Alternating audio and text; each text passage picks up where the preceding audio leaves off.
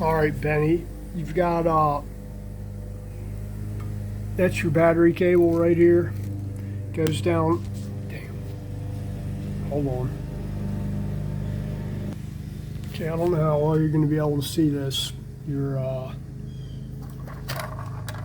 battery cable going down here from the positive side of the battery goes to this side of the starter over here.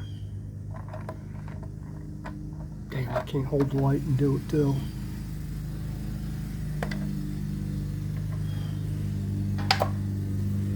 So anyway,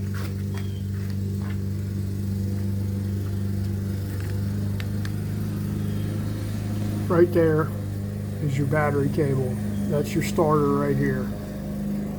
Right here. That's your battery cable. If you see the corrugated line, that's where the 30 amp going off the circuit breaker goes.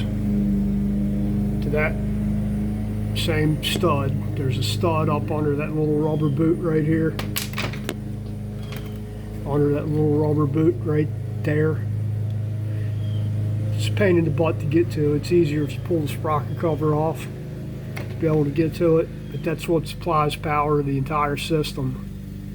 Because if it wasn't there, basically you have a battery connected, but the battery's actually not connected to anything but the starter. So you got to have that other line running off of here. The only other wire on here is right on the front of the starter here, and that actually goes to the starter relay. You see where my finger is? It's right on the front of the starter.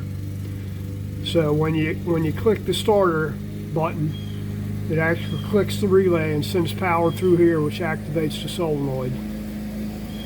That's about it, man. So if you're not getting power anywhere, you need to have power running from there to the circuit breaker is where that goes. Or fuse. I can't remember what they use on the 95. Either way, it's either a fuse or a circuit breaker. This bike uses 30 amp circuit breaker. So that's your power, man. Hope that helped. I think it's Friday today. Out here early a little bit. Got to go on a service call later on today. Go look at a Road King trike for a friend of mine. And really, that's about it. I'm cutting it short here. I'm not making a long one. I'm not doing like I did last time. You want an oil change and you got a half hour of crap. Well, 22 minutes. So that's it.